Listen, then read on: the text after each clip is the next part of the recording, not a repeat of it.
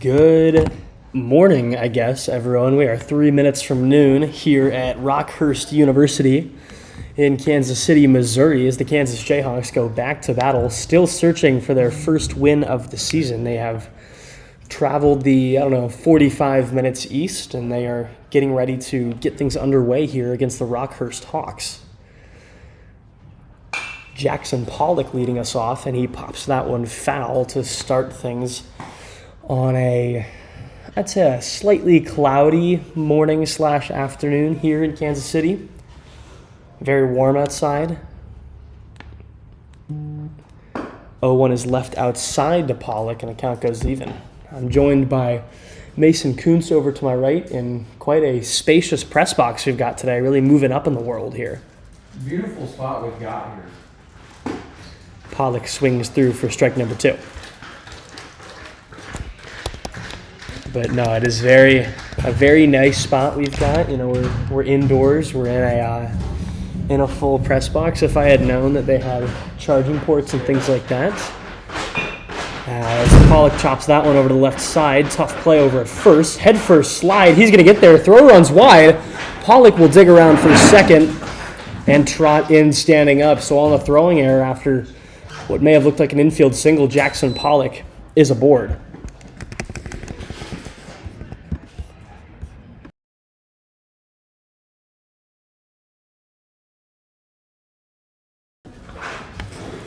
So Pollock able to get to second on the infield chopper, and that'll bring Shayton Wright up to the plate.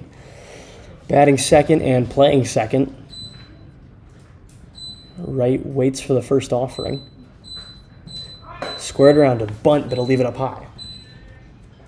Early man on scoring position for him. See if you can't find some of that green grass and get him a lead, something the Jayhawks haven't had much of in the early going. A little bit of wind out in the outfield. Seems to be blowing inward as Wright takes that one for strike 1. And as you said, this Kansas team, they led against Creighton in that Sunday matchup, but couldn't hold that lead, obviously. Limit the damage. Limit the big innings. The big innings have came to bite them on multiple occasions, and the wheels kind of fell off there on that Sunday morning game in Omaha. That's for sure. As Wright took that one outside for strike number 2, might have just clipped the zone. And remember, they led most of the day on Sunday, and they have 8 runs in one inning and end up losing 13-5. I believe it was 8 in the final 2 or 3. It was 5-5 as Wright pops that one foul, and it'll drop in. We'll try this again. But no, it was a rough end to the game for the Jayhawks, who were in it for the first 5 or 6 innings, and then, as you said, the wheels just kind of fell off. First day, it took them 14 innings to score their first runs. Runs inside on Wright kind of buzzed the tower right there, and we're even 2-2.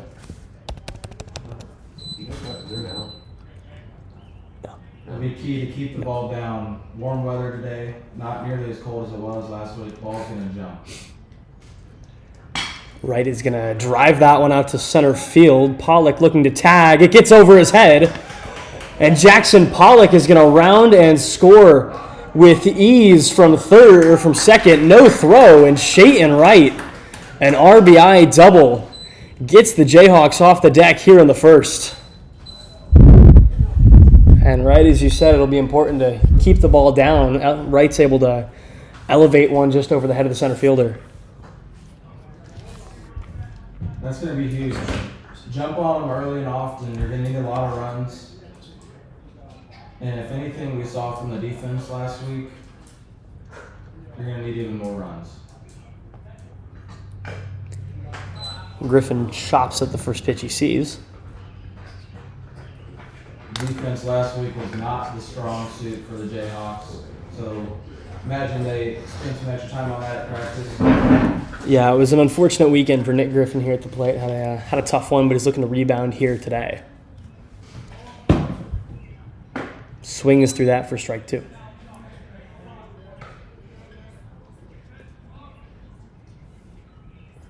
Griffin looking to move the runner around from second here.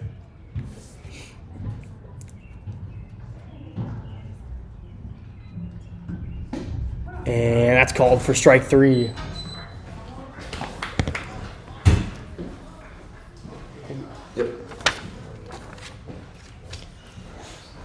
Just got the Rockhurst lineup card, so I'm going to take a picture of that real quick and send it on over to Mason.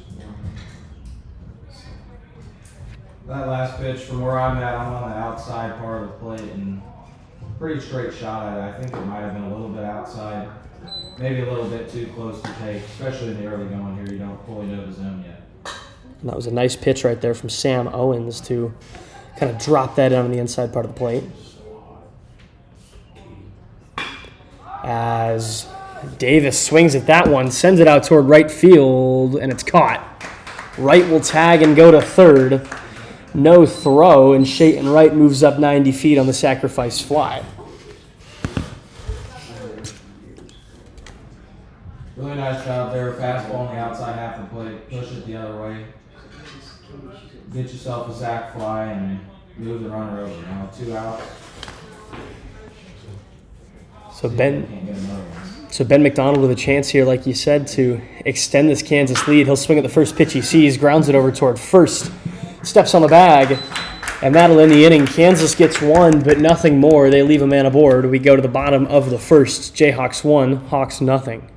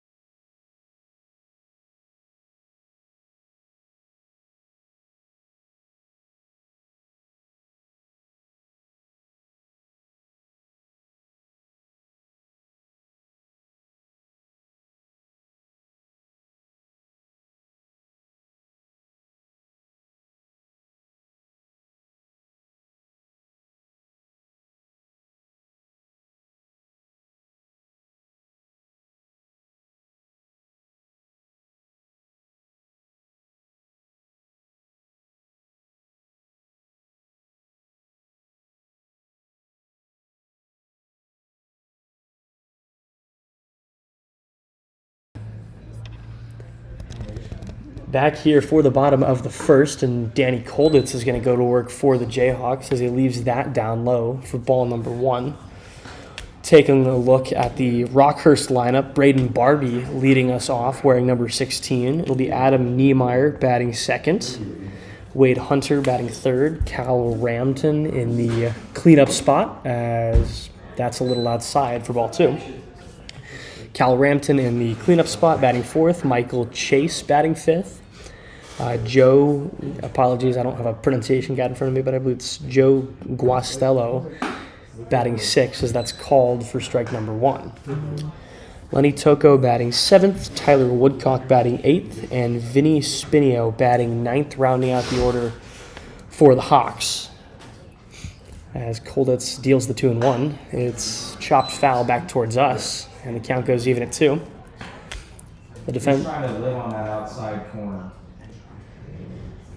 We see a lot of that out of him. He did that quite a bit last week, and he'll look to do the same here today as we take a look at the defensive alignment for Kansas. Out in right field, it's Quinn Gawitz wearing the number 20.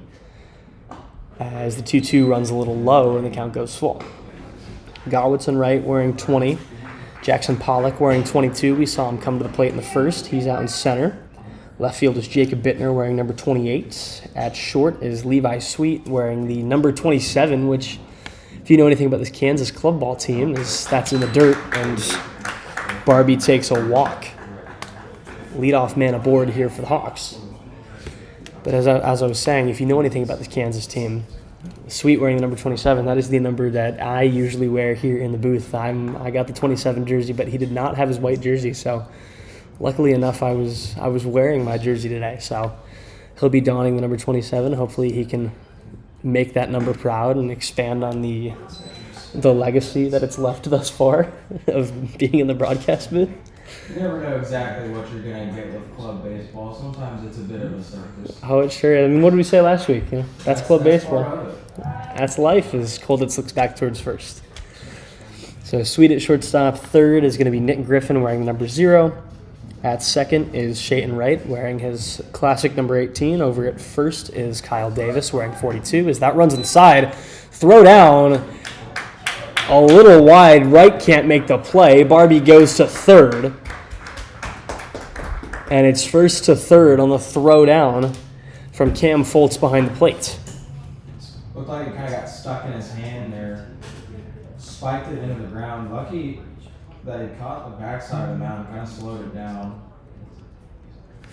So runs out into center field, and all of a sudden, after Kansas jumped on Rockhurst early, the Hawks have an opportunity to answer with a run of their own with nobody away here in the first. Down low, called strike 2. Something you can't have, and it happened a lot last week, but you can't be giving away 3 bases. Lead off walk, and now he's standing on third base with nobody down. 1-2 is going to be pushed foul out toward right field. So Cam Foltz behind the plate, as we said, and then obviously Danny Colditz on the mound for Kansas. That's the defensive alignment for the Jayhawks. Colditz trying to work his way out of this first at-bat, as that's left up high, and count moves to 2-2 with a runner sitting 90 feet away. Just glanced to my right and I saw Aiden Day climbing the hill for Kansas, going to retrieve that foul ball. 2-2. Swung through strike 3. Colditz picking up his first K of the afternoon, and there's 1 down. Nice job to get back in the zone. A lot of Colditz last week. He did really well, but he didn't get a whole lot of run support, actually none at all, and defense didn't help much either. And as a pitcher, that's going to hurt you. Doing everything you can, and your teammates sometimes can't help you. Yeah, I wasn't very happy after that loss, and said his arm was hurting a little bit, but he's back to it today as that's left up high for ball 1. It's good to know somebody else's arm was hurting too. Noticing here early too, that breaking ball, his release point's a little bit high, and if you let it pop out of your hand too early, it's going to sail on you, and that's why he's missed it out a couple of times early. Hunter swings through the 1-0 and moves the count even at 1. So Barbie sitting 90 feet away at third. Niemeyer just went down on strikes. And judging by that last pitch, I don't think I'd give him anything other than a fastball. He's fairly decently late behind it. Yeah, the fastball thus far has been working pretty well for Colditz, as that's going to be popped up and out of play. Aiden Day will probably have to go back on foul ball duty here. Count moves to 1-2 here. Colditz looking for a second consecutive punch out.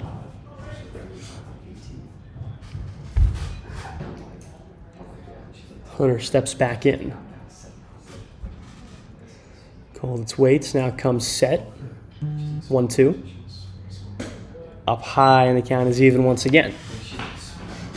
It's never fun being the ball guy on our teams. It was always designated one person for the game, and anything that goes in the air, you're holding your breath. Holding your breath, you don't want to catch it, and usually the whole dugout's going to be yelling your name if you don't already know. 2-2, swung through, and a second consecutive strikeout for Danny Colditz. And there's 2 down here in the first. So Cal Rampton will step in here with an opportunity to even this game, but after issuing the leadoff walk and seeing Barbie go first to third on the throw down, It's been back-to-back Ks for Danny Kolditz, as that's outside for ball 1.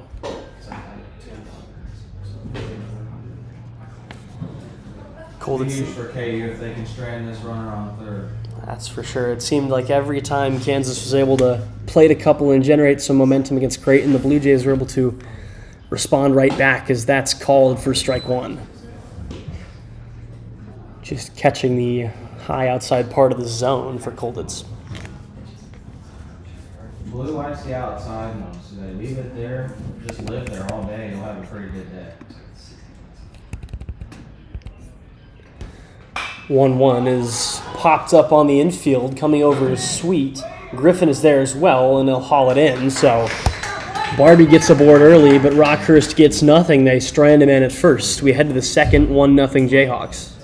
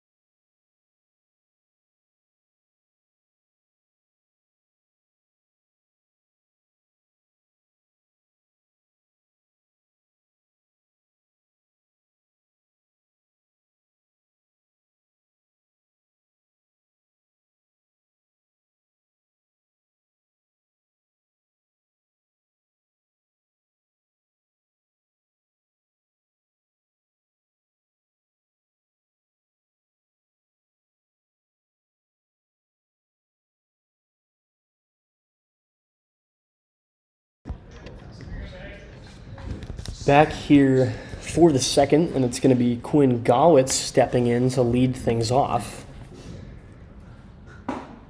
as that's called for strike number 1. Sam Owens back out on the mound for his second inning of work. Allowed 1 in the first, and Kansas looking to extend on that here in the second.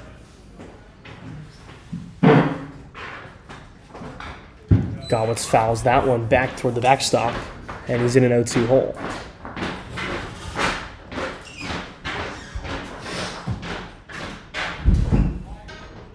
Pitching here might waste a couple pitches.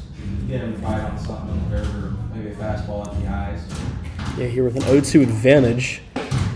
It's called for strike 3. Gawitz down looking on strikes, and there's one away.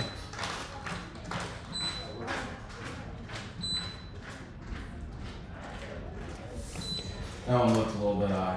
Might have been. So Jacob Bittner will step in here with one away.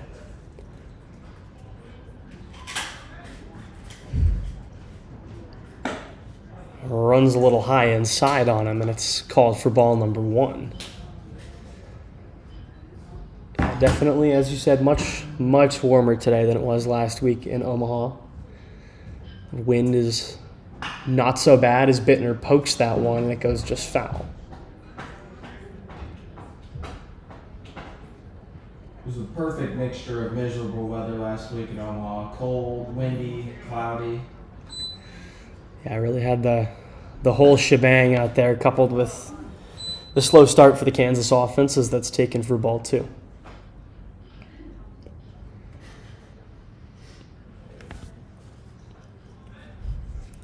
Owens kicks and fires. Runs outside, skipped through the glove of the catcher. And it's 3-1, a hitter's count here to Jacob Bittner. Looked like he crossed his catcher up a little bit. I don't know if he knew it was coming, but it was a nasty breaking ball. Ton of movement on that one, just couldn't corral it. 3-1 is fouled back toward the screen, and the count goes full 3-2. Playing 2 today on a Sunday, 2 7-inning games this afternoon.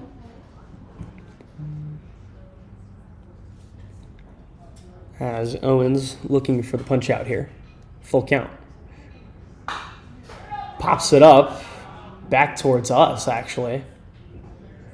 And it sails over the press box foul. We'll try everything once again. A little bit of a long first inning for Rockhurst. Nothing too terrible, but I need to have another quick one. Yeah, if you're the Hawks, you need to get out of this one without allowing any more damage to kind of keep yourself in a good position, as that's up high to Bittner, and he'll take a walk. So a one-out walk brings Cam Foltz to the dish with an opportunity to move the runner around.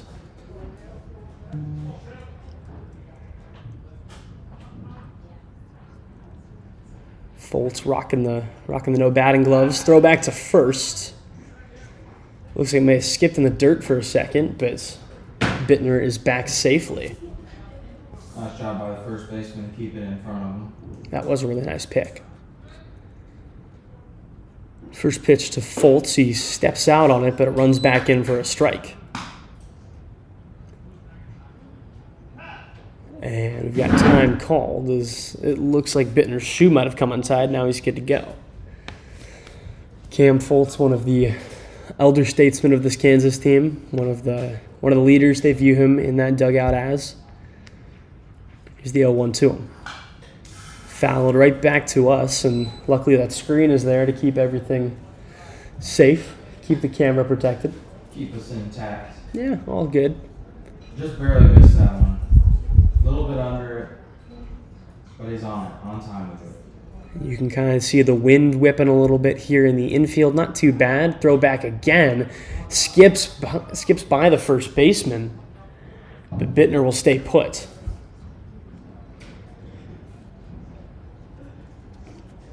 So it took an odd hop there, just ran a little bit into foul territory. Otherwise, Bittner probably could have taken off. 0-2. Swung through strike three, and Foltz is down swinging. The third strikeout of the day for Sam Owens, and that'll bring Levi Sweet up wearing that number 27. I guess you could say I have a little bit of personal interest in this at-bat to see my number doing well. Was it ever your number to begin with? It was. Did you pick that? I did pick that as he swings through strike one. No, I did. I wore 27 all through my time playing sports.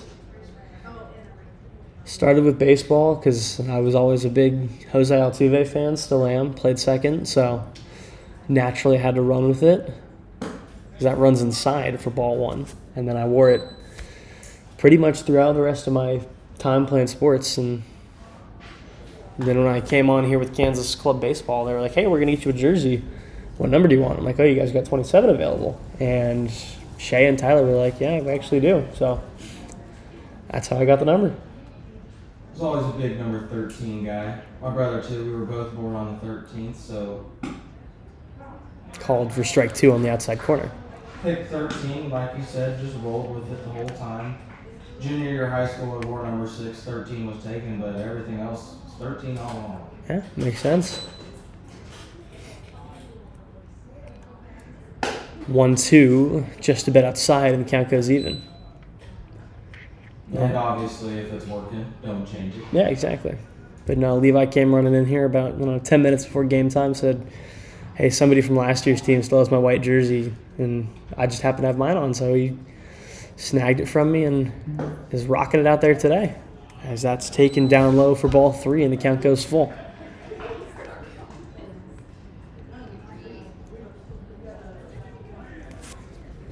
Sweet looking to be the second man aboard here in the inning after Bittner's one-out walk. Called for strike three, must have just caught part of the outside corner.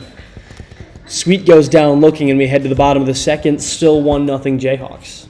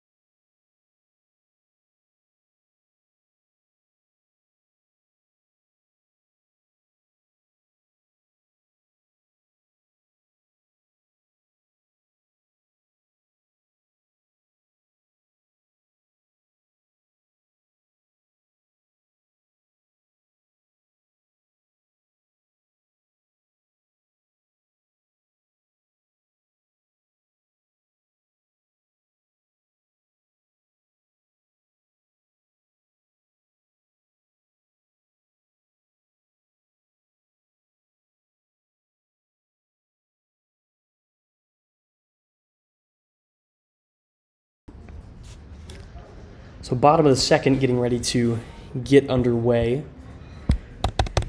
Michael Chase will step in to lead things off here for Rockhurst. Colditz back out for a second inning of work because that's called for ball one on the inside corner. Looks like it was a pretty good spot there. Must have been low. It did look like it might have run a little inside from my perspective. I kind of have that advantage being right behind home plate. As the 1-0 is swung through, foul tipped back into the mitt of Cam Foltz, and the count goes even 2-2, or 1-1, my apologies. Colditz 2 strikeouts in the first inning of the 4 batters he faced. As that's going to be popped up on the infield again, similar to that third out. This time Cam Foltz will go over, but he can't make the play. Drops harmlessly in foul territory. He'll share a laugh with his pitcher, and the count will move to 1-2 here. Gotta talk there. Gotta talk. Should have been Griffin's ball. He's coming into it. He's got a better vantage point. Foltz going out. He's turned the wrong way. Almost impossible for him to see that. It's gotta be Foltz's ball. So a 1-2 count now. Colditz searching for that third punch out of the first inning and change. Runs outside, skips past the glove of Foltz, and the count goes even 2-2. That one got away from him a little bit. Nothing hurt there. Not bad to waste a pitch, 1-2. Yeah, you've got that advantage. You might as well try and get him to chase at one. That's grounded foul. Never know if you can make him look like Salvador Perez, swing it every time at anything in the other batter's box. Yeah, it's funny you say that. Every time I open Twitter and I see a clip of Salvi striking out, there's this one meme I see, and it's him sitting on a boat. It's like in the middle of, I don't know if it's the off season or what, but he's just out on a boat, beautiful day, and he's just sitting there smiling. And the text just says, "Me when the function has sliders in the other batter's box." I don't know. I always think that's really funny for some reason. It's something about it. They just look fat to him, and you just can't lay off. Yeah, it's like me playing MLB The Show. You see it hang over the middle of the plate for a second, and you know the part of your brain that says, "Holy cow, you're about to hit this one 550 feet," just lights up. 2-2 runs outside. Count goes full.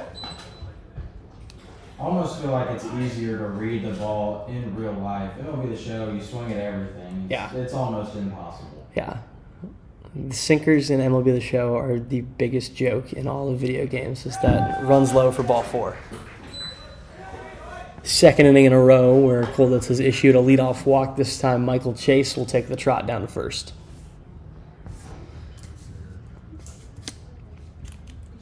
So Joe Guastello will step in here with nobody away and a man aboard. Never want to see leadoff walks. No. Leadoff man has gotten aboard for both teams in both innings thus far as Foltz catches him in a rundown. And they're going to say it was obstruction over at first. So Chase will walk down to second. They said it was obstruction of the bag from Kyle Davis. Foltz will walk out to chat with his pitcher.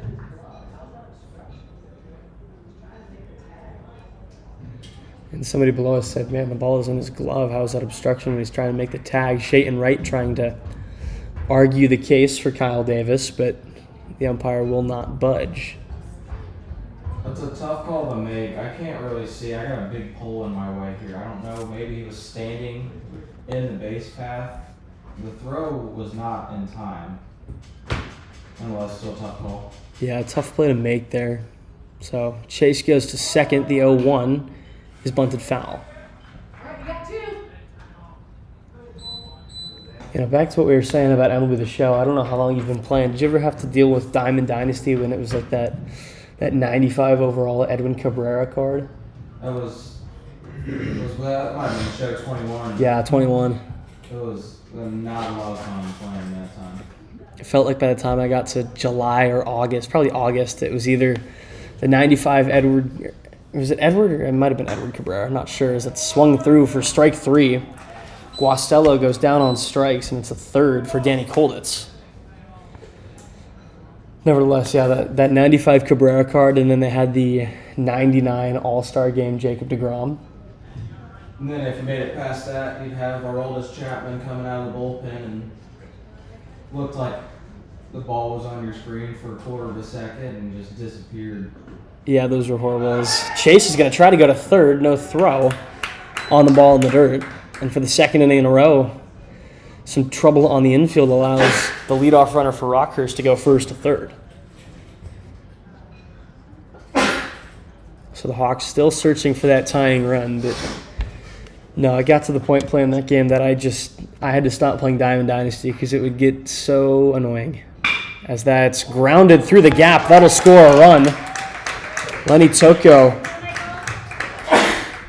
brings Chase around, and Rockhurst has this game even at 1 apiece.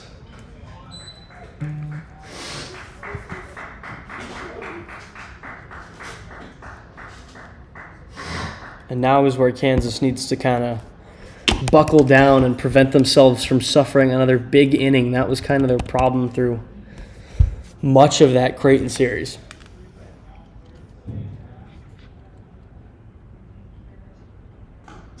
Skips in the dirt, and Toko will take the jog down to second. Wanted to talk about it before that pitch, but this just strengthens my case even more. But you get a leadoff walk, you have obstruction, and he goes to second, and a wild pitch standing on third, and now a single drives him in. And then just like that, another pass ball, and you got another man in scoring position. You have to limit the free bases. Grounded, but foul. And the count goes back to even 1-1. And it gets old, probably gets annoying hearing me saying it, but it's the truth. And especially from a pitching standpoint, you're never going to win games when you're giving away 3 runs. Yeah, you cannot do that. You said it. And that was the problem that really plagued Kansas last week. And evidently it's trying to rear its ugly head again today as that runs outside. A great play by Fultz to prevent that from rolling to the backstop. Well, and obviously, the Jayhawks haven't won a game, so I wouldn't shy away to say that this has been an issue all season. We missed the Panama City tournament on spring break, but sounds like they had a tough time. Runs outside 3-1. Now, PCB is always a little tough because the best teams in the NCBA are always headed to PCB, so Kansas drew a pretty tough schedule, having to play a very good Tennessee team and a very good Colorado State team with, I believe it's Chase Brickley is his name, that's swung through for strike number 2. Brickley, if you follow the NCBA at all, kind of in that contention for potentially the greatest pitcher in the history of the NCBA. That guy sits low to mid-90s, and I believe he had a 20 strikeout game earlier this season for Colorado State.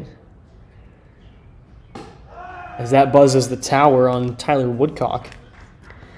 And he will walk on down to first base. So 2 walks and a single off of Danny Kolditz here in the second. Have Rockhurst staying in business.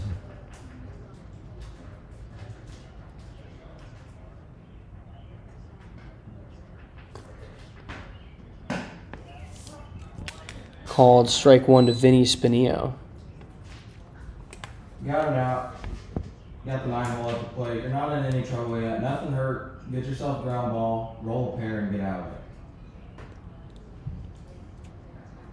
of it. Swung through strike 2 on a wicked pitch right there. Kolditz lost his hat. Pure filth. So Spinio falls behind 0-2 here, looking to prevent himself from going down on 3 strikes. No 2 strikes hits here. Got him swinging. Strikeout number 4 for Danny Kolditz, and that'll bring the top of the order up. Braden Barbie back to it after being stranded at third in the first inning. So both lineups have now gone all the way through. They've each scored a run. They've each notched a hit. Barbie was the leadoff walk last inning.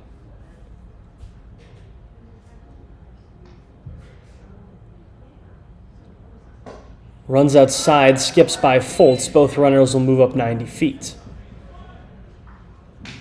Just buried itself in the dirt and snuck underneath the glove of Cam Foltz. And I think Foltz has to have that one. Tried to pick it, and usually when you try and pick it, you're gonna miss. It takes a little bit of luck. You gotta block it with your body, get down on your knees. Get that glove between the 5-hole. Called for strike number 1 on the outside corner.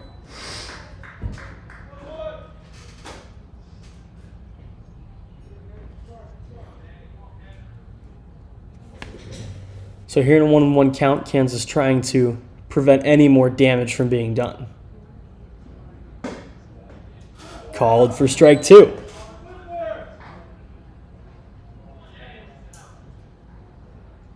Heard somebody say live there. And I think that's a great idea. I said it last inning, so maybe I know what I'm talking about a little bit, but outside corner is getting a lot of love today from the umpire. That's called for ball 2. Maybe not quite that far.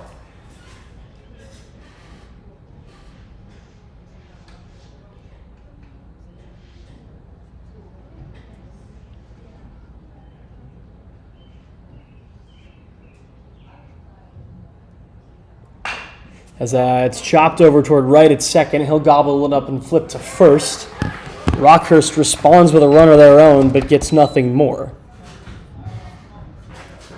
We go to the third. 2-2 your score.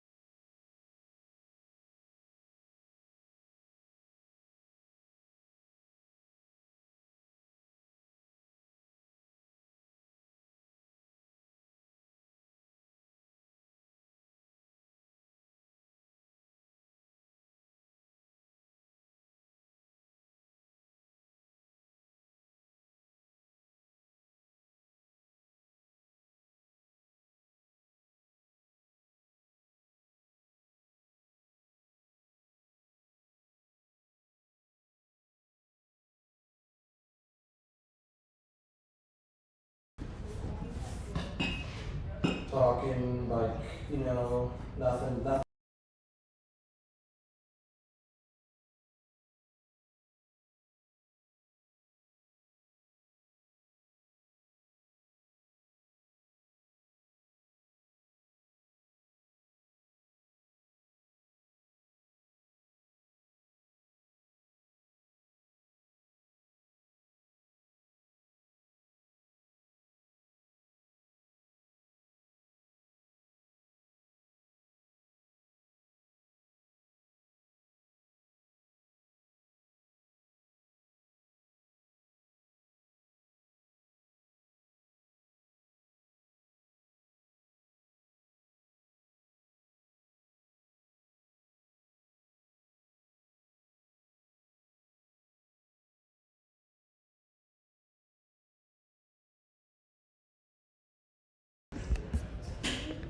Back here for the third, and I'm going to do a little troubleshooting while we do this one, because apparently Mason's mic not working at the moment. Jackson Pollock, the top of the order, will step back in. And Mason, if you want to give it a try. Hello. Still not picking you up. We will continue troubleshooting this as Pollock takes that for a ball.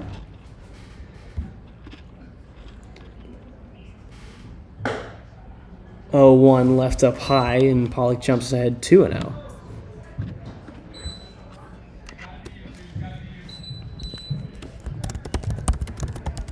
A little bit of typing as that's called for strike number 1.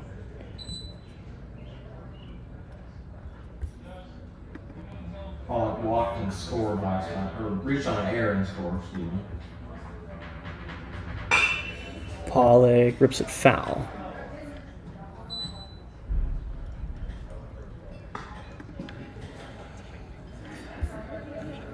All right, if you'd like to go ahead and talk for me, Mason. Hopefully we're working now. Am I back yet? Sounds like it. All right, so I believe we're back now. Mason should have his own mic.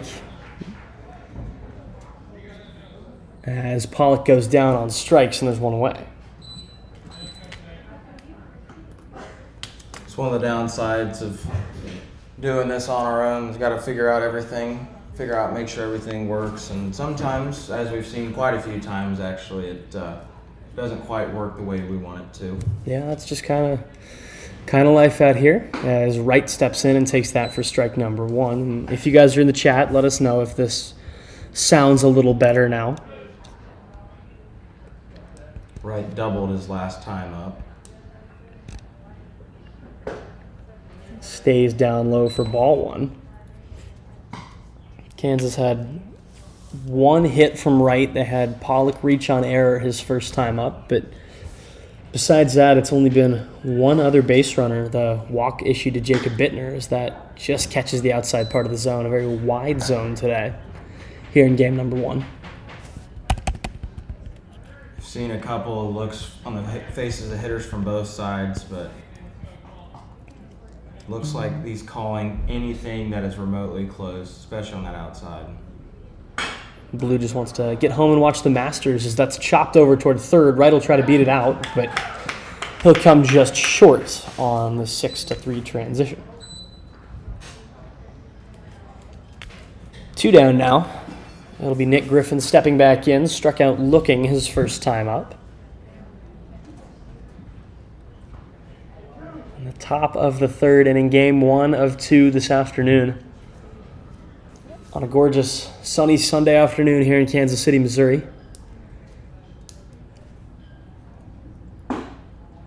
Calling for strike 1. Kansas is slated to go on the road once again on Wednesday to Mid-American Nazarene University in Olathe. So another quick drive. I was talking to Shea before the game as that's taken for strike 2. I was talking to him before the game. He said if Kansas doesn't get enough guys, they won't make that trip. So if that is the case, this is the last road trip of the year for Kansas. Their final 3 series will be played in Topeka at the Bettis Sports Complex, as that's left a little low for ball 1. Might have been a little bit too close to take with 2 strikes. That pitch looked like it was more closer than some of the other ones we've seen called on that outside half. And you saw a little smile out of Owens. He thought that was strike 3. Check swing. Yes, he did, and that'll take us to the bottom of the third. Kansas goes down in order 1, 2, 3.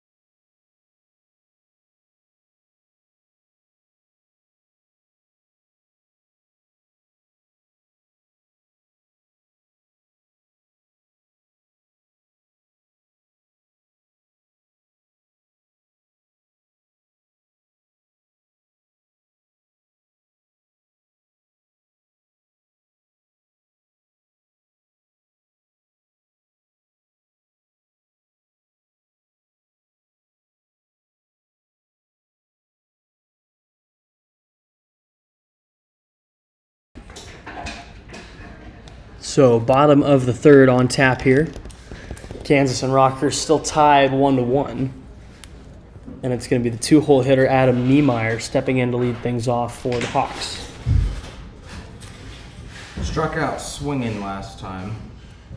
As he pulls that one foul back towards the screen. Was a victim of Colditz's little mini comeback there in the first inning after the leadoff walk. Leadoff man's gotten on both times for Rockhurst. Need to get that sorted out here. Called for strike 2, and we've got quite a big zone today, so both teams are going to have to adjust to that.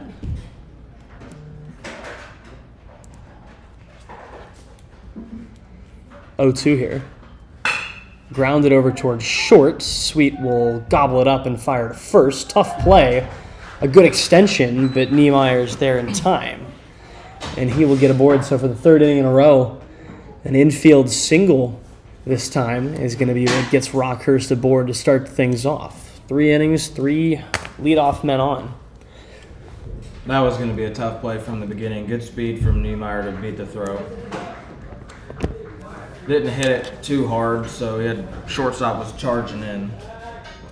Throwback to first. Davis couldn't handle it. It looks like it might have skipped off of Niemeyer for a second, but he pops right back up and seems to be mostly A-OK. Davis will trot back out to the mound and just hand the ball to Colditz.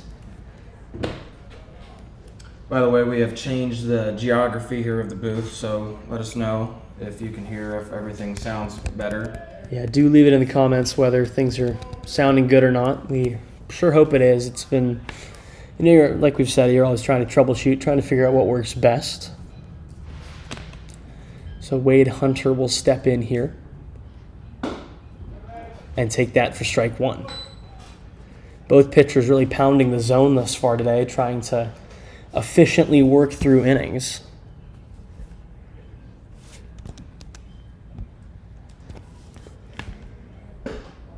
Drops in for strike 2, a nasty breaking ball right there. That was a beautiful pitch. Almost kind of a little bit of a sweeper action there, but it caught the outside part of the plate. Colton's looking for his 5th strikeout of the day. He's got 4 all swinging so far. Delayed steal.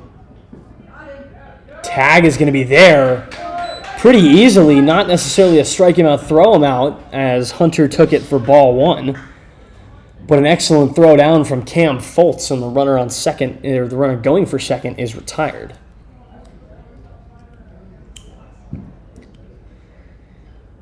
I woke up this morning, went and on campus, was trying to get some breakfast, and the dining hall doesn't open until 9:30, unfortunately. So I was kind of sitting around for a little bit, made my way down there at about 9:45, and I had completely forgotten, as that runs inside for ball 2, I'd completely forgotten that the campus 5K was today.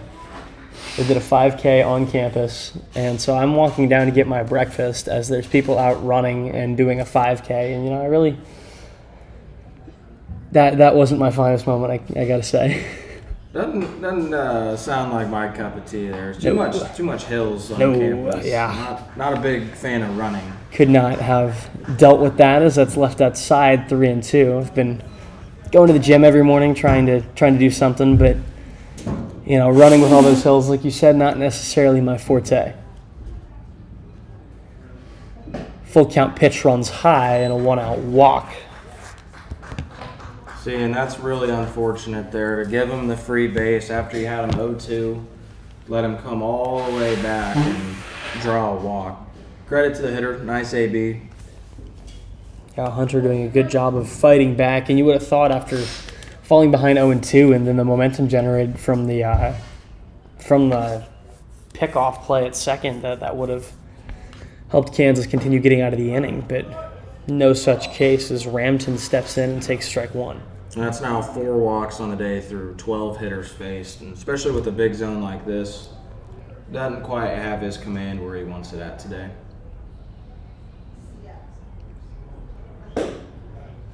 Left outside, and the count goes even 1-1. We've got about a month left of school. How you feeling with just the home stretch to go? It's always an interesting time of the year. It's always the toughest time of the year, in my opinion. I agree with that. Runner goes. That's hammered out toward left field. Hit really well. Back toward the wall. Bittner looks up, and it is gone. Cal ramps in on a 1-1 count. Sends one out toward left field. And Jacob Bittner could only look up and watch it go. And Rockhurst jumps ahead 3-1 here in the bottom of the third. That ball just kind of carried. I didn't think he got all of it at the start. I knew he hit it pretty hard, and it just, you watch it keep on going, and eventually it floated over the wall there. Yeah, really just hung up there, and Bittner thought he could have had a play on it, but like you said, it just kept tracking, and he eventually got to the wall, and obviously nowhere else to go once you get there. So Rockhurst jumping on Colditz there, and the Hawks have themselves a 3-1 lead. Up high, ball 1 to Michael Chase, the 5-hole hitter here with 1 down in the third. He walked and scored last time, but it's important for Colditz not to let that last home run rattle you. You got to get right back in the zone and get 2 more outs and get your bats a chance. Little blooper over towards Sweet. He'll come up firing, and an excellent stretch right there from Kyle Davis. Showing off the flexibility a little bit. He's like a gymnast over there at first, and he is able to extend and make the play, and there's 2 down. So Joe Guastello steps back in now, 0 for 1 on the afternoon with a strikeout. I believe he is the only left-handed batter in both lineups. Interesting. Watches strike 1. I would get back to talking about school, but everybody knows you don't start a story with 2 outs in the inning, so we'll save that for the top of the 4th. Because that's left outside 1-1.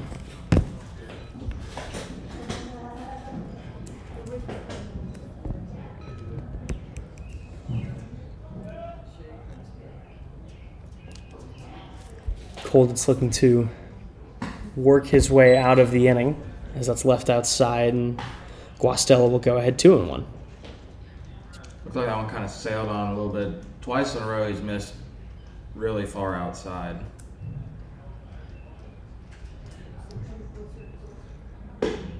Two and 1 stays high, and it's a hitter's count with 2 down.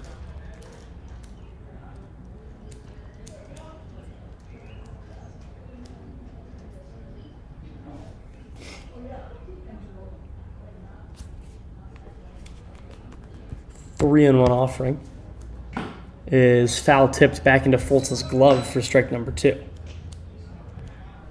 We'll try and make this quick, but he's had a long inning here, and you can start to tell he's starting to, his energy's starting to go down, taking attacks on him.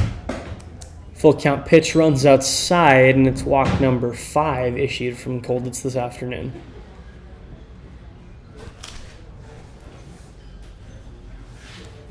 You beat me to it there, but I was trying to hint at maybe the walks aren't helping. You'd think. And sometimes that's part of baseball. Sometimes you just don't have your stuff. Call it for strike 1 on the outside corner to start things off for Lenny Tocco. But you can't let that guy on first base come hurt you. He's 270 feet away. You just need to get 1 out. Get your bats a chance now. Runs inside, and the count goes even 1-1. What are you looking for, Hud? How to turn the pitch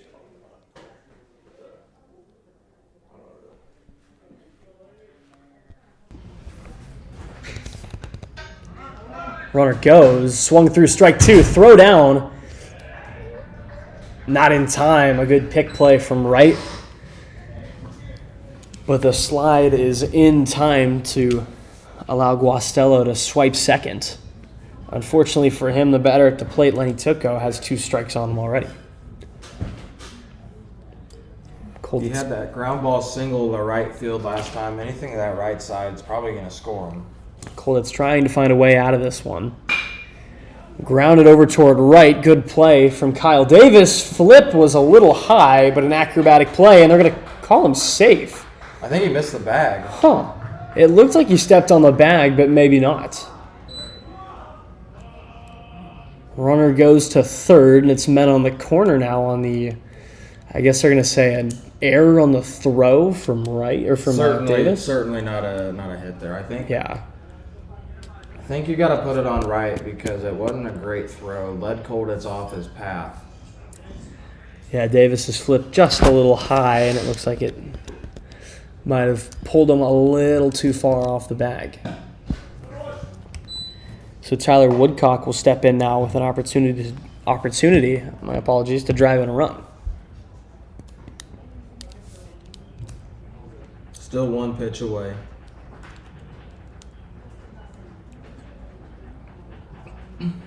Runs behind him. Here we go. And it looked like Guastella was going to try and bolt for home, but the ball bounced off the backstop right back to Cam Foltz, and Guastella will wisely hold himself at third.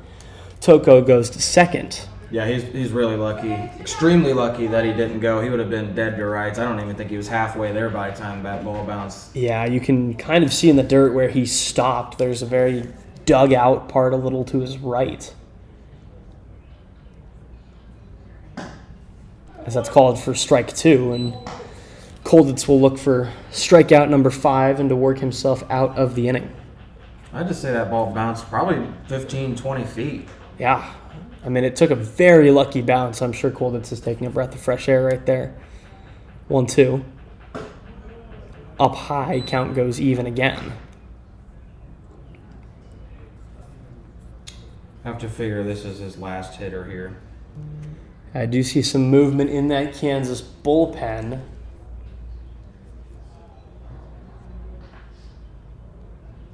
I'll tell you who once I can figure that out, as that's called for strike 3. Strike 3 looking, number 5 for Danny Colditz, but the Hawks take the lead as we go to the 4th. 3-1 Rockhurst your score.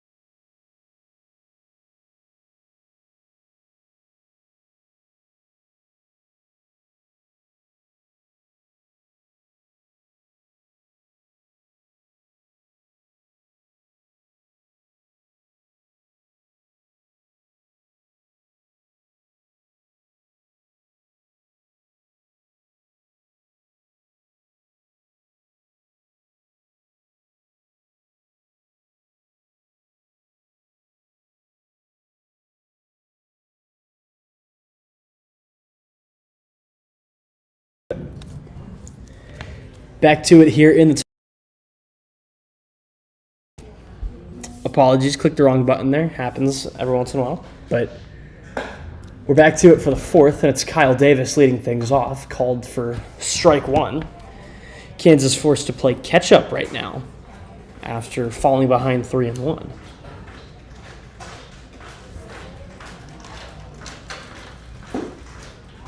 As that's called for strike number 2. And now not only is Kansas having to play catch-up, but Davis at the plate. having to play some catch-up. 0-2 is kind of a defensive swing, popped foul, and caught. There's one down.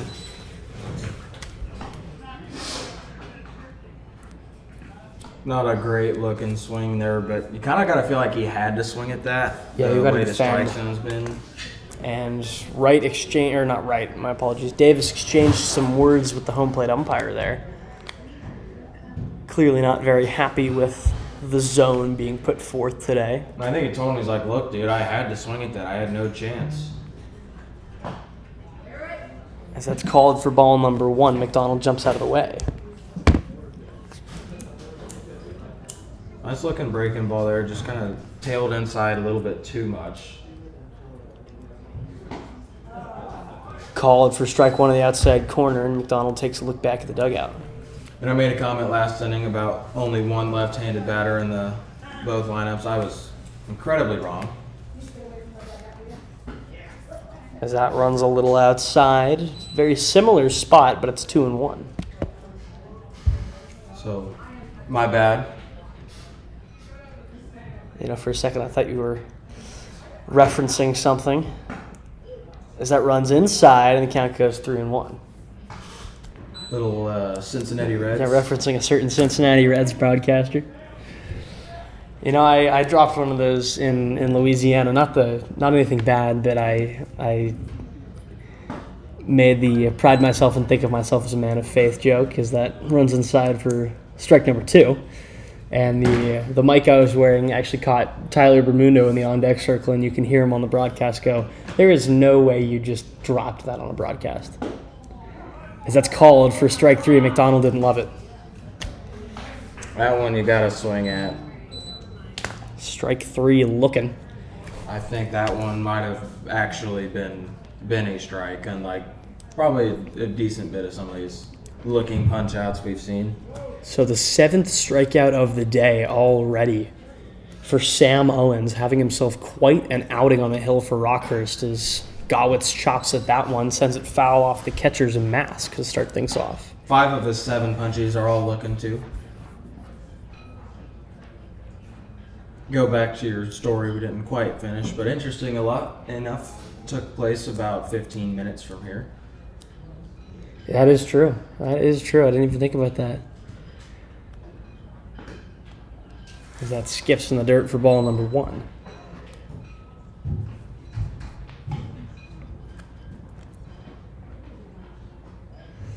And we will actually have Tyler on that broadcast here in a couple weeks.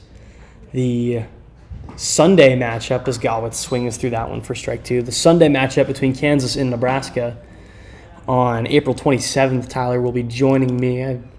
It'll be Mason and I, hopefully on Wednesday if that game goes. And then it should be Mason and I next weekend for the 3 games against Mizzou. As Gawitz swings through that one, drop third strike, throw down in time to get him. And Owens strikes out the side here in the 4th. 1, 2, 3 go the Jayhawks. I'm sorry, he did not strike out the side, but he picks up 2. We head to the bottom of the 4th, still 3-1.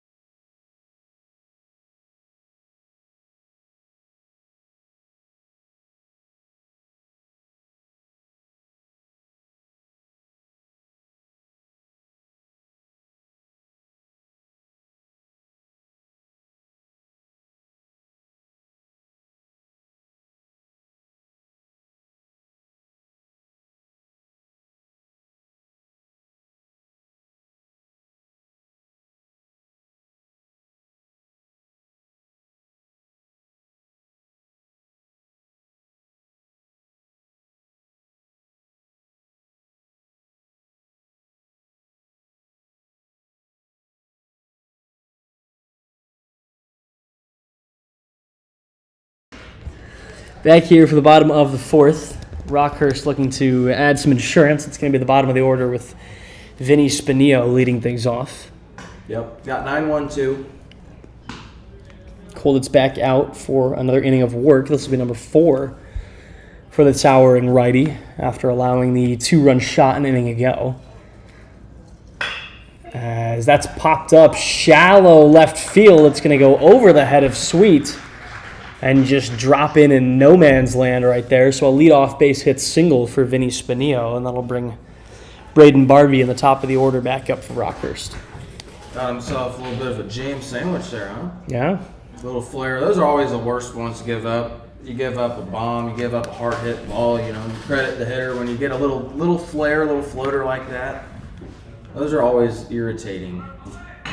As very nice bunt. It'll be charged, and he can't make the play in the long grass. Griffin tried to barehand it, just slipped through his fingers, and all of a sudden there's 2 men aboard here for Adam Niemeyer. You give him a hit there, infield single. I mean, you might as well. It was a tough play. He was going to have to barehand it, so it's not like it was, anything ordinary routine. But as we were saying, no, it'll be Mason and I for that Mizzou series. As far as I know, the only change that could happen there is that's bunted foul. The only possible change there is if I get assigned to work that weekend for the University Daily Kansan for the Kansas K-State series for baseball, which is a huge one for Kansas baseball. If I get assigned any of those games on Saturday or Sunday, then Mason might be going it alone out here.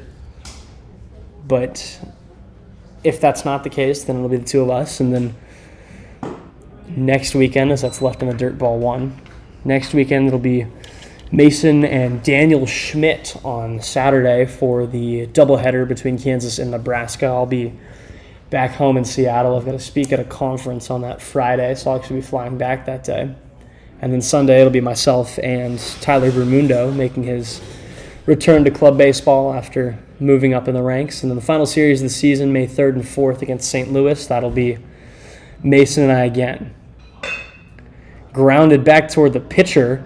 Nobody was covering first. Good play from Shayton Wright to get over, and they notch it out as Niemeyer laid down a bunt.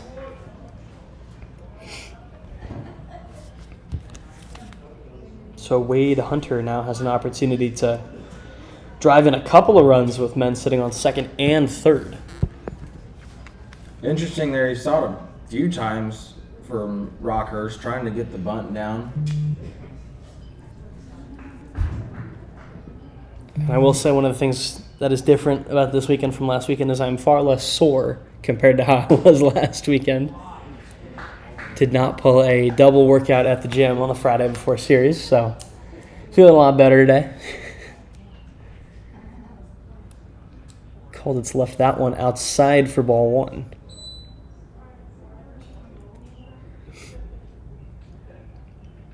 Looking to work his way out of a jam here. Stays a little high, and it's 2-0. Breaking ball just popped out of his hands there. Saw it happen a couple of times. Sometimes if that ball is a little bit slippery or whatever else, it tends to sail on you. Colditz kicks and fires, runs into the dirt. Runner coming home. Skips all the way by Fultz and ran up the first baseline, and Spinillo will score, and it's 4-1 Rockhurst.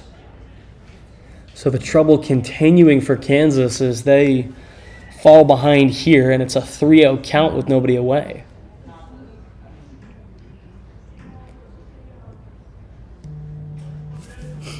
So you saw last inning they got a very fortunate carom. That one not so much. Took a weird hop and rolled all the way around the backstop. As there's one called for strike 1. Not what KU needs. Down 3 in the 4th inning. They need a little bit of luck on their side, and that was quite the opposite.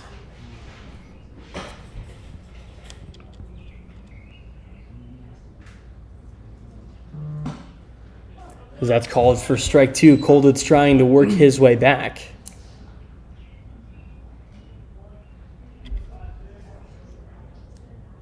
Be big for his momentum if he's able to claw back, earn himself another K.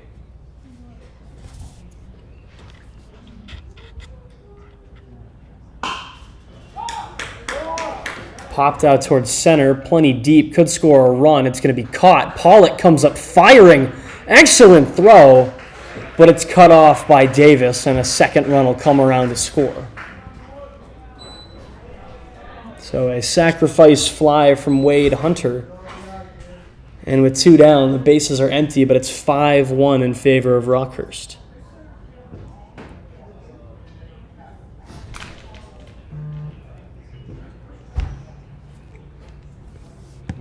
Catch up on my score here. Apologies.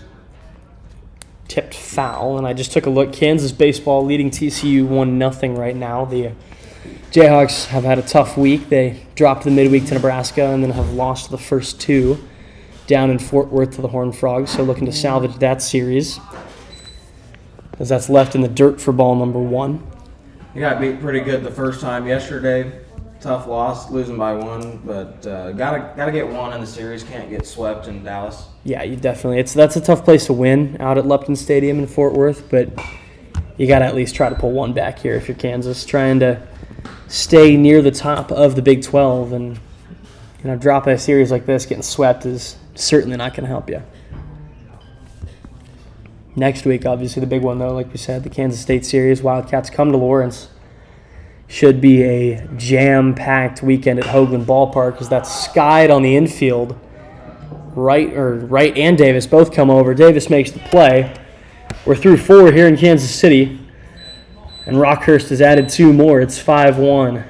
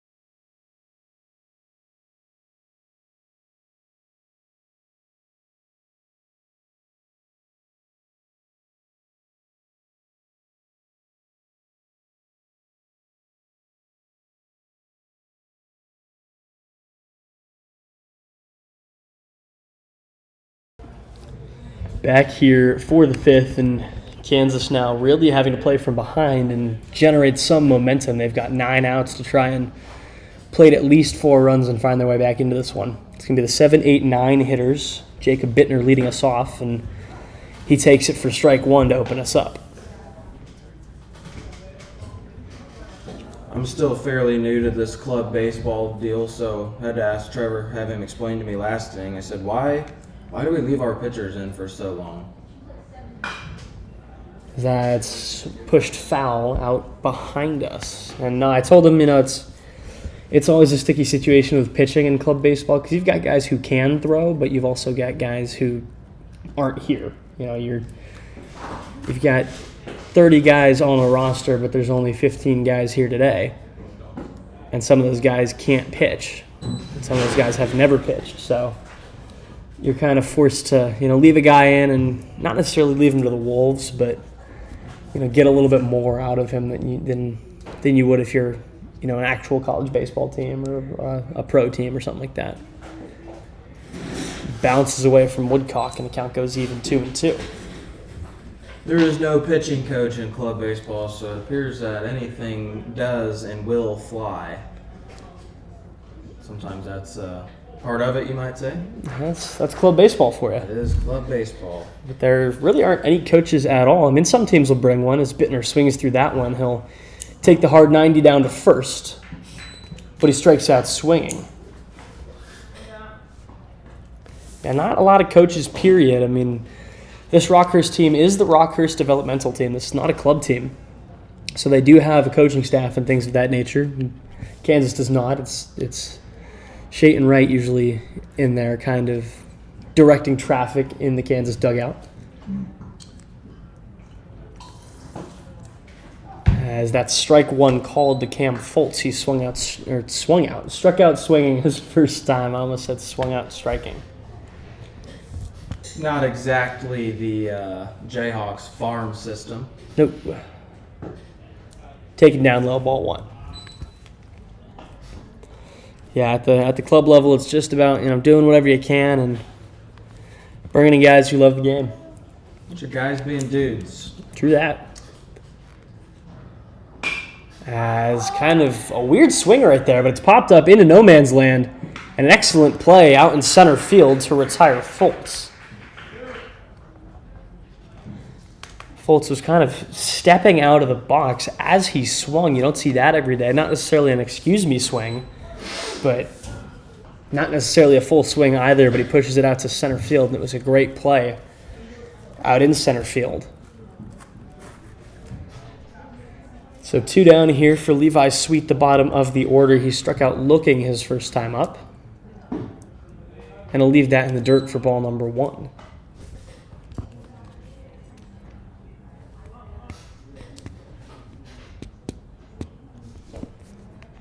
Sweet looking to pick up only the second hit of the day for the Jayhawks, as that's down low, ball 2. Keep an eye on Rockhurst pitcher looking for his 10th punch out of the day here in the 5th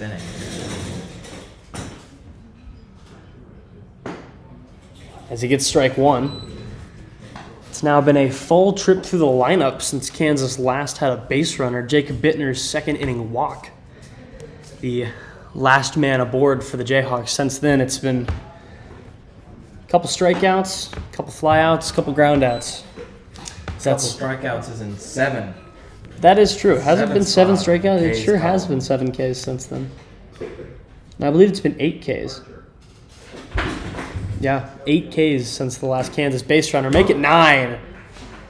Sam Owens shoving on the mound for Rockhurst, his 10th K of the day. And we head to the bottom of the 5th. Still 5-1 in favor of Rockhurst.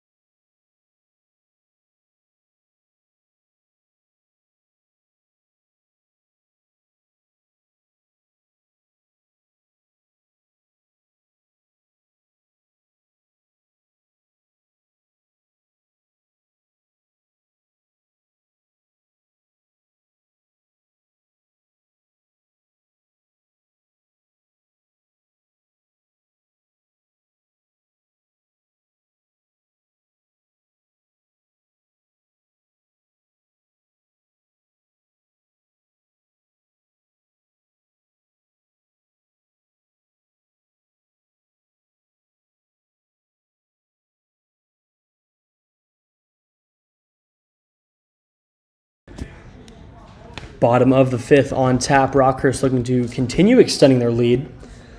It's going to be the 5-hole hitter Michael Chase leading us off. Ryan Tackins in for Kansas, so it'll be day done for Danny Kolditz.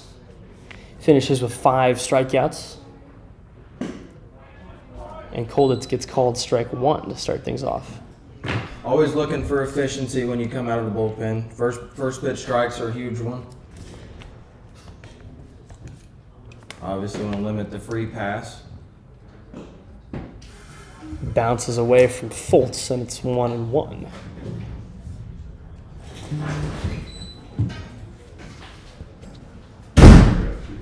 You got me? Yeah. I'm not saying we're going to trade you into. I got no, I just do it. Grounded foul, and it's back to 1-2. So Tackins looking for a leadoff strikeout. Guess what, or guess strike 1, Okay. clear count, and then if you just want to roll over to another game, and it's just having this 8-3. Tackins the 1-2. Runs outside. He was going to try to get him to bite at it, but he couldn't. The Hawks are up 6-5. That's what I'm doing. I have none here. Grounded the shortstop last time. It's just Inside count full now.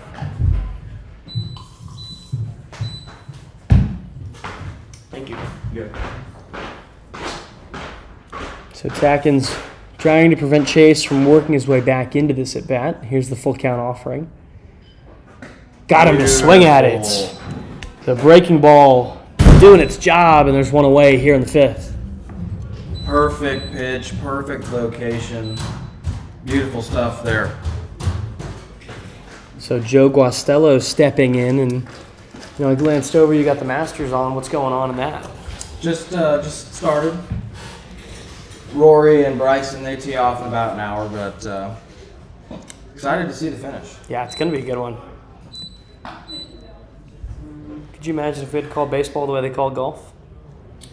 I don't want to give a little sneak peek or anything, but told my dad today, I said, hey, if I do any play-by-play, I might have to take an inning or two in a Masters voice. That'd be great.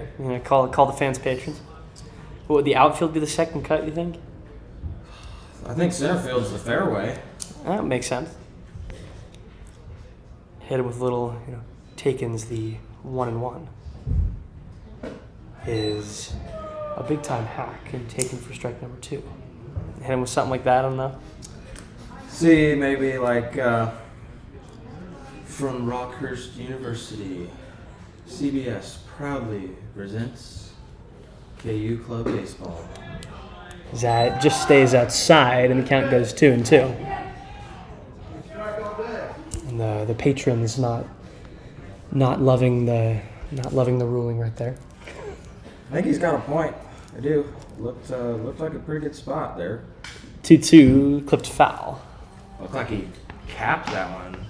Sounded like it too. I don't know. I feel like anything that is in the, even if it is in the other batter's box, outside he loves them. Not that much, but Yeah, it's a little too high for his tastes, and it's 3-2. whoever it was that voiced their opinion, I'm not sure if we're supposed to take sides. I'm sure we can. I think I would take his side. Full count pitch in the dirt, and it's a 1-out walk.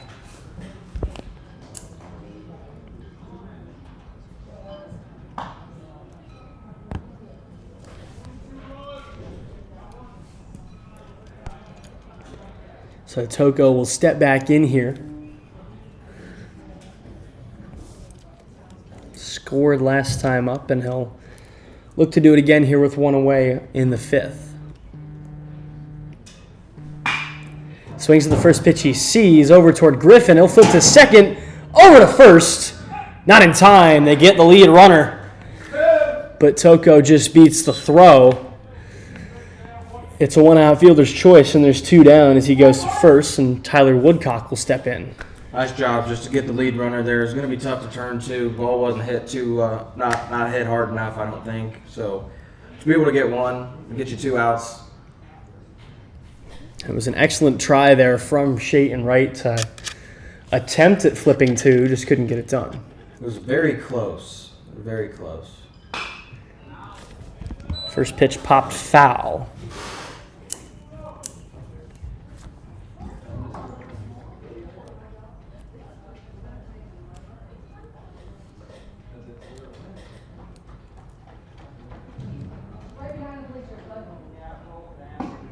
As that was an excellent breaking ball, it just nestles its way into the zone for strike number 2.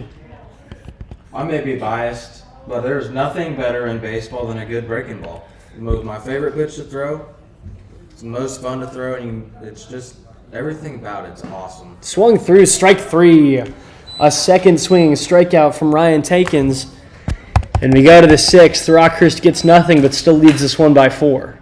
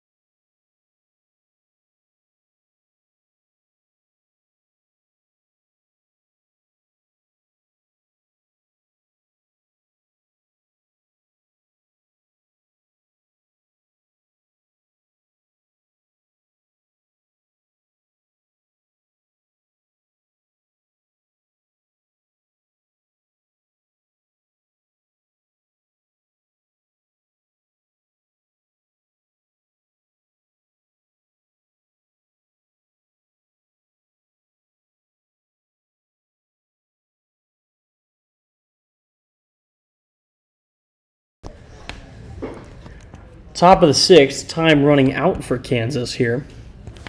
But they have the top of the order up here looking to plate 4 runs. Jackson Pollock 0 for 2 today, but reached on error to lead things off and then came around to score.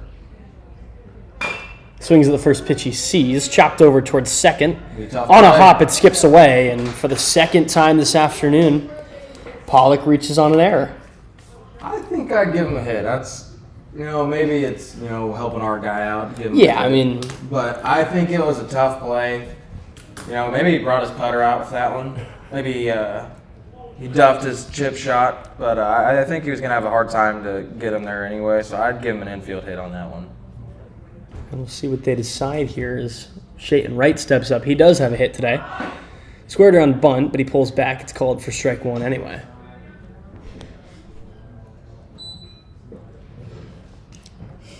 And I'm looking down at my notes. If we are going to be generous and say he did get a hit on that, that's Jayhawks' second hit of the day. That is true. First hit since the first inning. That's called for strike 2. No better time than now to start a rally, though. It's a new guy on the mound here for the Hawks. And I will attempt to figure out who that is. Give me just a moment. 0-2 in the dirt.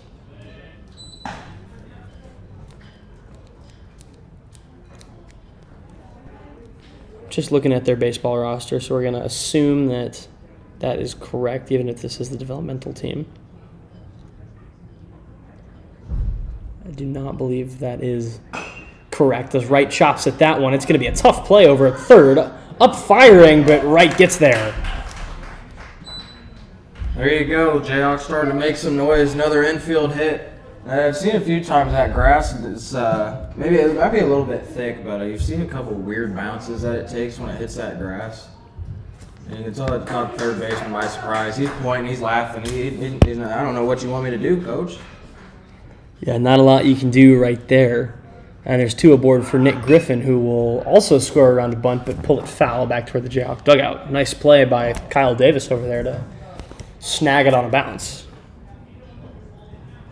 They all count the same. Now you got guys on, you got to get them on, and then you got to get them over, and then get them in. Any Need to means see a couple necessary. back here.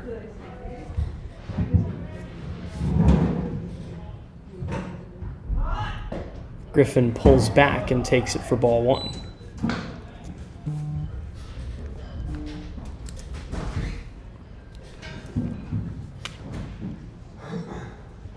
I'm gonna go chat things over, maybe defensive strategy here, squaring around a bunt a couple times.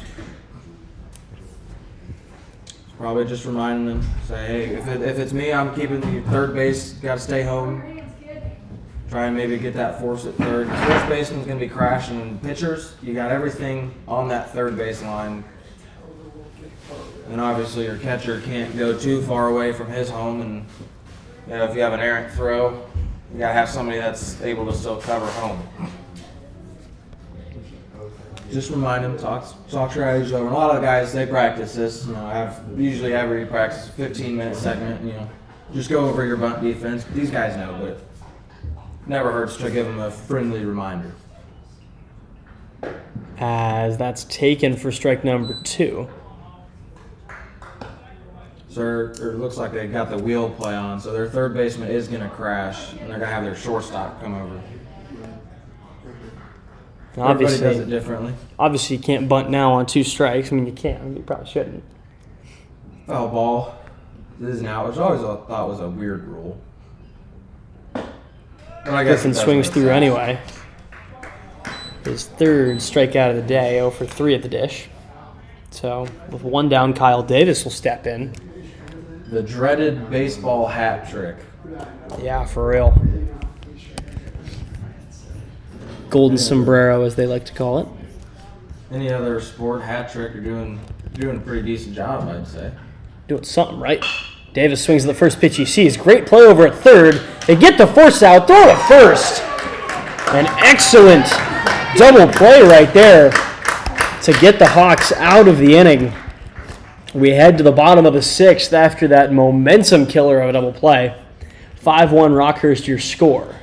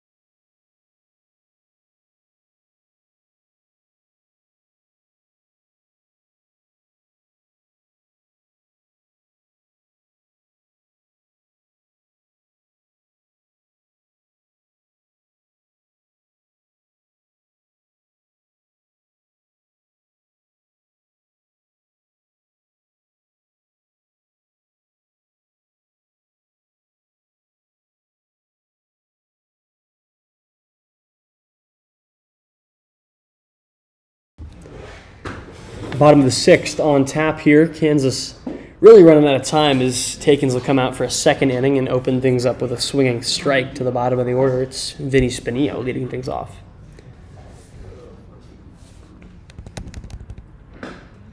Runs a little outside. Count goes even 1-1. By the way, we were not knocking Salvador Perez, but stating the obvious earlier about maybe he likes to chase a lot. I did just get a notification he went dong time up in Cleveland, so the Royals are tied at 2. Yeah, I could never hate Salvi. I mean, obviously as an Astros fan, the 2015 ALDS, I'm scarred for life. But besides that, I've always had a sweet spot for the Royals, and Salvi's a club legend, so can't hate on him. I think one of my favorite moments in Royals history was Game 5 of that series when Andres Morales went dinger time and did the Mike Fiers chop in the back of his neck. Selly giving it back to him. I'm always pro hating on Mike Fiers, though.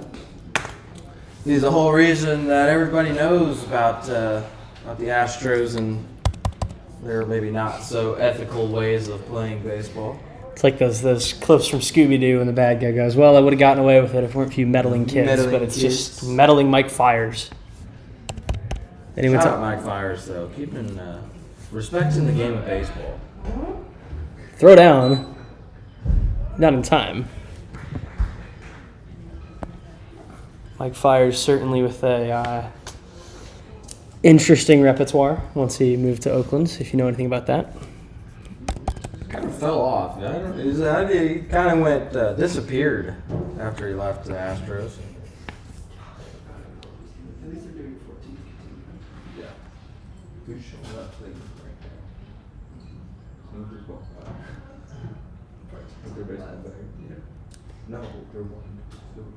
So with nobody out, Takins will look to work around a runner sitting on second now. Taking up high, ball 2.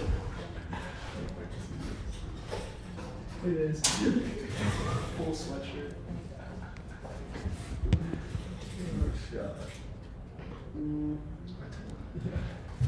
Takins looking to prevent any more runs from scoring in a game where Kansas is already going to have a tall task in front of them. There's a liner out to center field. They'll hold everybody. He's going to dig for third, or he's going to dig for second. Throw in. Not in time. He lost the ball. I don't think there was ever a doubt in his mind that he wasn't going to be standing on second base by the whole end of the whole ordeal, motoring his way around. Yeah, so now they got a couple of guys in scoring position here. Once you've made that decision, no reason to hold up.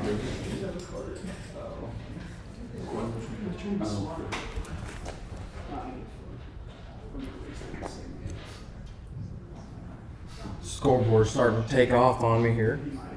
Started writing in the notebook today, keeping score there too. So First pitch swinging, sent out toward left center field. That's going to get down.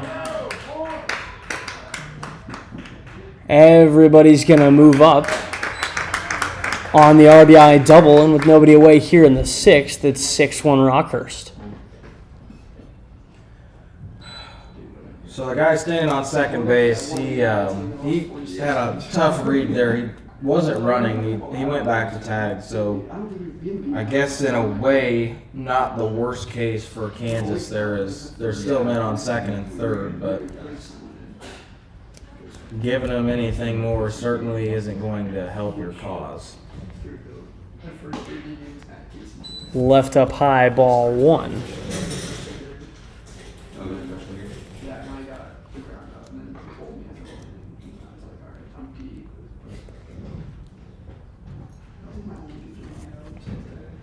Takins trying to work his way out of this one. Fouled off down the left field line.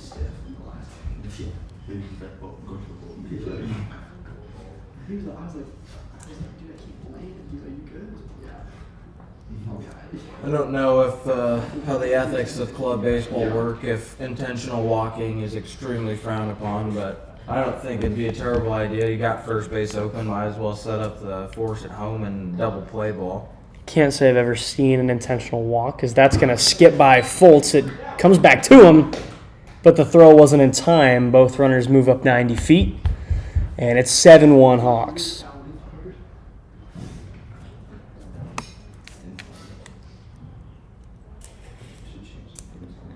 Things running awry here in the 6th inning for Kansas.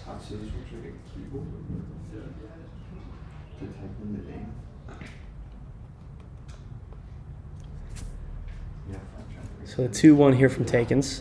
Swung on, grounded over toward third. Routine play. A run will score from third, and there's one down. RBI makes it 8-1.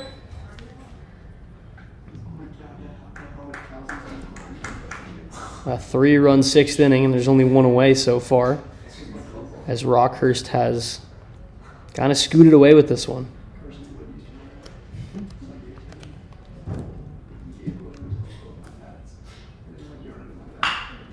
First pitch swinging, sent out toward left field. He's already got one today. This one will be caught at the track. Cal Rampton swinging a big stick this afternoon as he sent that one to the track. Everything he's done today has been something in the air. He's got a fly out to third base, obviously the home run you just talked about, and then a fly out, obviously, we saw over by the first base side and out of left field. So he's seeing the ball well, he's getting under it. A couple hard hit balls, for sure.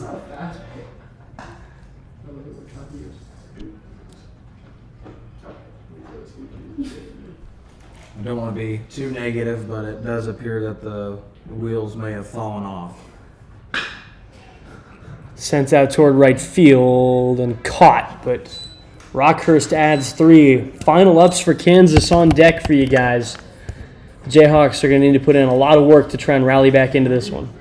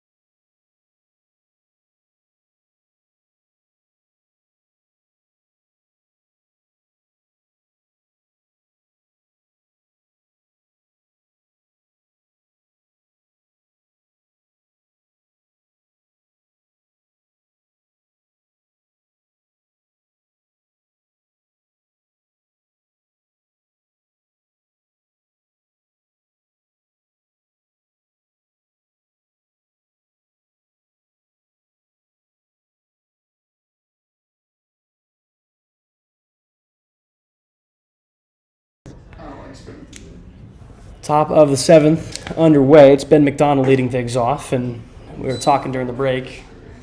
Rory McIlroy just teeing off at the Masters, and you were saying that your favorite golfers are just the ones that your roommates hate? Pretty much, yeah. Big time Colin Morikawa guy. I love Jordan Spieth. Same. And I love Bryson DeChambeau. I hope he wins today. So, Carson, if you're watching, go Bryson. Skied on the infield, and there's one down. No, I'm a big Jordan guy. I grew up a UT fan, so when there was a UT guy on the tour, I thought that was pretty awesome. My dad went and saw him win the U.S. Open out at Chambers Bay back in 2015. I've got a Chambers Bay flag hanging on my wall at home now. 1 down, first pitch to Gawitz, swung through for strike 1. As we've got that low resolution pop up on the left-hand side of your screen. That means we're going to have to switch out batters here in a minute. So hopefully we can get through the last couple outs of this game. It's called for strike 2. Breaking ball there. Sorry to cut you off, but nice to bend that one back right in the zone. Got to respect a good pitch there. And I did. We made a joke about this last weekend, but I just got a notification on my phone on Canvas that I have a quiz added. So that's what I get to do tonight. I get to take a quiz for Journalism 320. 320, I think, what's that, marketing? Digital marketing. Yeah, we got that one. Got all my classes to set up and work for my schedule. Did that on Wednesday. Sweet. Didn't have any issues with that, but yeah, I'll be in the old 320 class. We'll see how we like it so far. It's not too bad. Pretty easy. 0-2. Outside ball 1. Ooh, hello. Just dropped my pencil. I've been dropping stuff all day. Everybody likes a good laid-back class. Yeah. Professor's pretty chill, too. Shout out Matt Tidwell. He's a nice guy. Skied, but foul. It's going to be one of the bench guys on that job there.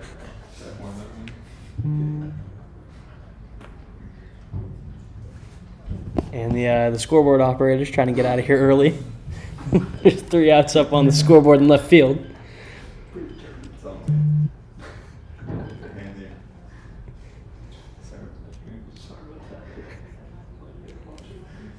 Kicks and deals the 1-2. Swung through in the dirt. Fires on down to first. Sailed over the first baseman's head. Gawitz has the green light on. He's going to dig for second. That's all the way behind the tarp. He's going to go to third. And that's where they'll hold him. They're going to say it was out of play. I think they're telling him he's got to stay. Yeah, they just pointed him back to second. Oh, they're going to direct him back to second. So Gawitz, as it goes out of play on the drop third strike, he wants to stay at third. And at this point in the ball game, I don't see why you don't let him. But he'll take the walk back to second. And I believe just snuck a little peek off to the side. And I think Rory just went for a double on his first hole. He's at 10 under now, so Oh, boy. he's tied with Bryson. We saw last year the wheels kind of fell off in the U.S. Open against Bryson. My most devastating golf memory was watching the wheels fall off for Jordan Smith I'm not locked in, wow. Jordan Spieth. Watching the wheels fall off for Jordan Spieth on 16 at the Masters in 2016. Because that's lined out and there's 2 down. Jordan Smith, I got to neck myself for that one. Necked myself so hard that I knocked my mic off. That is crazy work. This is it's not middle school anymore. No, this is the big leagues. We got 10 viewers in here. I got to do better than that.